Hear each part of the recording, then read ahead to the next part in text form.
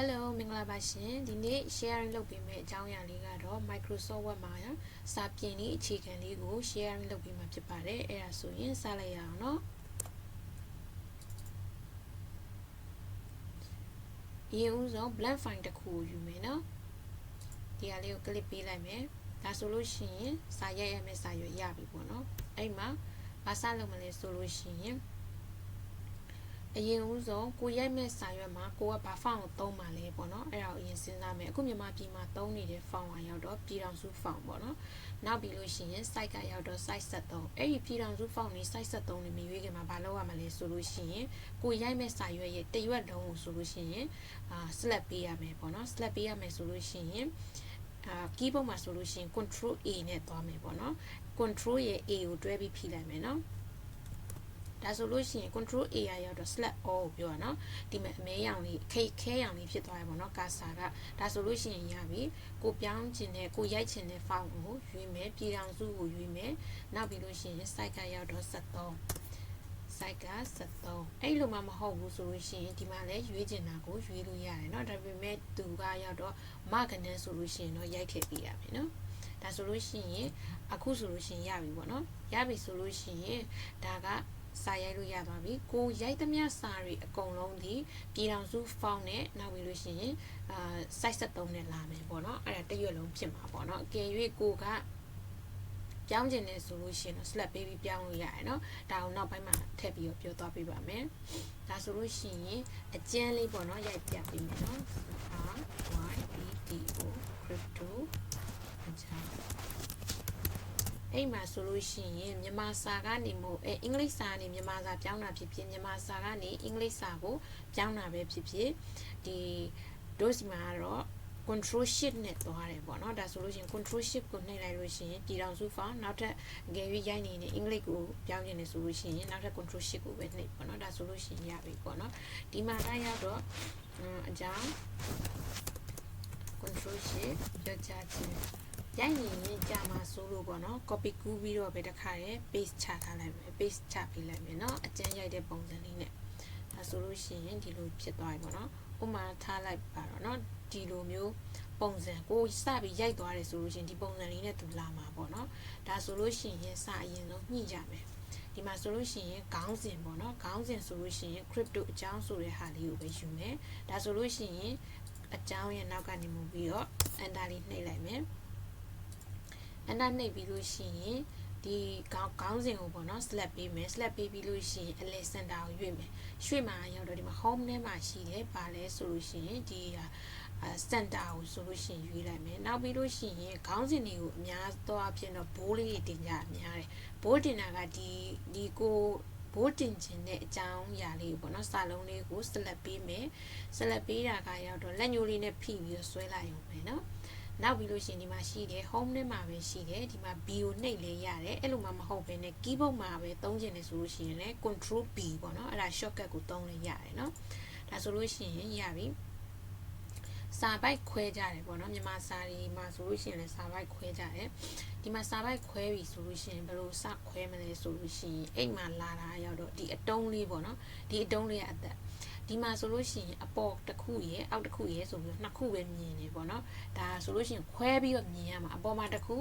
အောက်မှာတစ်ခုဒါတရိကံပုံလေးနော်နောက်ထပ်တစ်ခုကရောက်တော့ဒီအောက်ဆုံးကလေးတောင်ပုံလေးအဲ့ဟာလေးရယ်ဆိုပြီးတော့သူ3မျိုးရှိရနော်အဲ့3မျိုးကိုရွှေ့တဲ့နေရာမှာမတူဘူး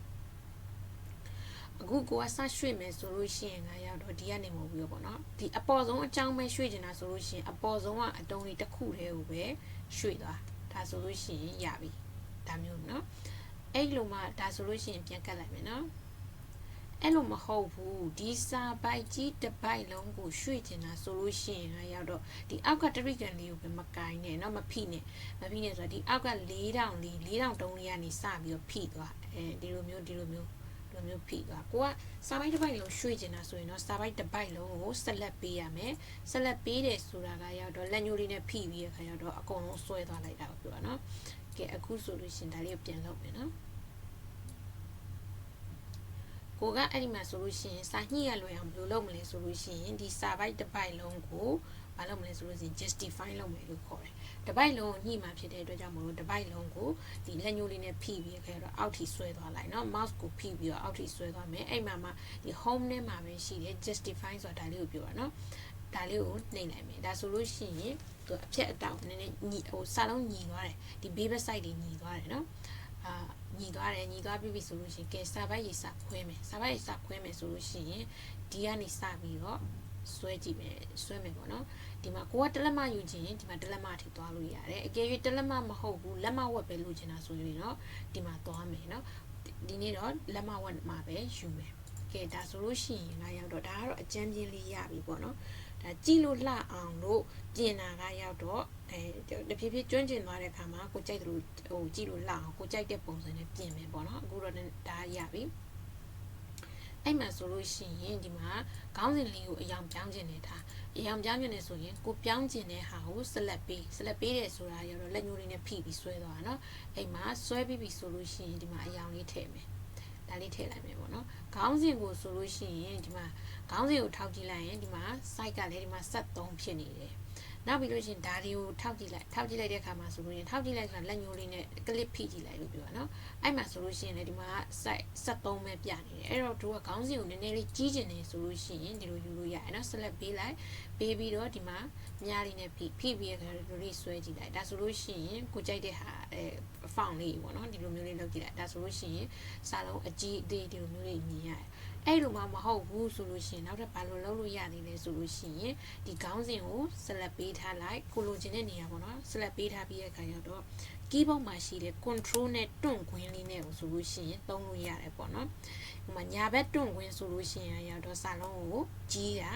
နောက်ပြီးလို့ရှိရင် control ကိုဖိထားပြီးဘယ်ဘက်တွန့်ခွင်းလေးကိုဖိလို့ရှိရင်တော့စာလုံးကို site သေးတာပေါ့နော်ဒီမှာဆိုလို့ရှိရင်တခါတည်းပြောင်းသွားတယ်ဒီမှာလည်း site ပြောင်းသွားတယ်ပေါ့နော်ဒါဆိုလို့ရှိရင်ဒီလောက်ဆိုလို့ရှိရင်ကိုကရပြီထင်တယ်ပေါ့နော်ရပြီဒါဆိုလို့ရှိရင်နောက်ထပ်တစ်ခုသွားမယ်ပေါ့နော်နောက်ထပ်တစ်ခုထပ်ညှိမယ်ဆိုလို့ရှိရင်ခေါင်းစဉ်နဲ့ဒီစာကိုနဲ့အရန်ကတ်နေပေါ့အရန်ကတ်နေဆိုလို့ရှိရင် enter လေးခောက်ချလိုက် enter ခောက်ချလိုက်လို့ရှိရင်ကျဲသွားမယ်ဒီလောက်အကျယ်ကြီးကြောက်လည်းမလိုချင်ဘူးဆိုလို့ရှိရင်အဲ့ဒီကစားကိုထပ်ပြီးတော့သေးမယ်ဆိုလို့ရှိရင်စောစောပြောခဲ့တယ်လို့ပဲ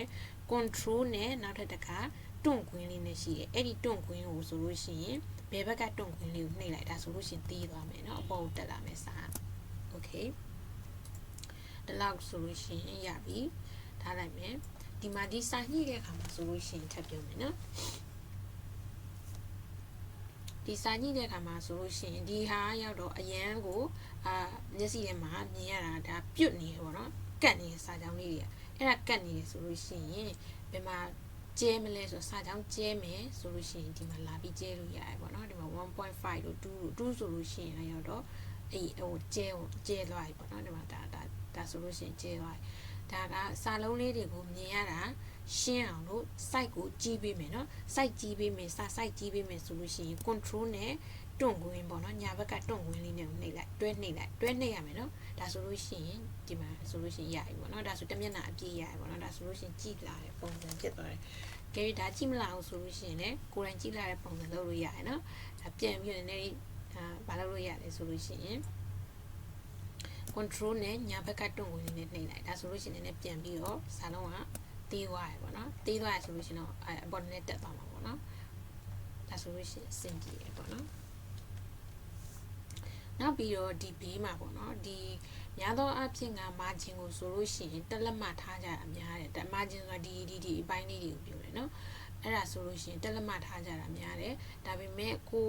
ရိုက်မဲ့စာရဲ့အနေထားပေါ်မှာမူတည်ပြီးတော့ကိုပြောင်းကျင်တယ်လို့ပြောင်းလို့ရတယ်ပေါ့နော်ဥပမာဆိုလို့ရှိရင်ဒီမှာဒါလေးကိုဆိုလို့ရှိရင်လည်းဒီဘက်ကိုတိုးလို့ရတယ်ဒါဆိုလို့ရှိရင်ဒီဘက်ကိုတိုးသွားရပေါ့နော်ဒီမှာဆိုလို့ရှိရင်တော့တက်လက်မှထားမယ်နောက်ပြီးဒီဟာလေးကိုလည်းပြောင်းလို့ရတယ်နော်ဒီဟာလေးကိုလည်းရွှေ့လို့ရတယ်ဒီတုံးလေးတွေနဲ့ကစားလို့ရတယ်နော်အကုန်လုံးလေအကယ်ကိုရိုက်မဲ့စာကတခါလေးဆိုလို့ရှိရင်များလာတယ်ဆိုလို့ရှိရင်မဆန့်တော့ဘူးဆိုလို့ရှိရင်ဒါလေးတွေကိုခုပြီးတော့ချဲ့ပြီးရပေါ့နော်အဲ့လိုမျိုးလေးရတယ်နော်ကဲဒီနေ့ sharing လုပ်ပေးတဲ့ဒါဆိုလို့ရှိရင်ရပြီပေါ့နော်ဒါလေးကိုခြုံပြီးတော့ကြည့်ပြမယ်ခြုံပြီးကြည့်ရင်ဒီမှာဆိုလို့ရှိရင် zoom အကျယ်ပေါ့နော် zoom အကျယ်အကျဉ်းလောက်တာရောက်တော့ဒီမှာဒီ minus လေးကိုလည်းလုပ်လို့ရတယ်နောက်ပြီးတော့ရောက်တော့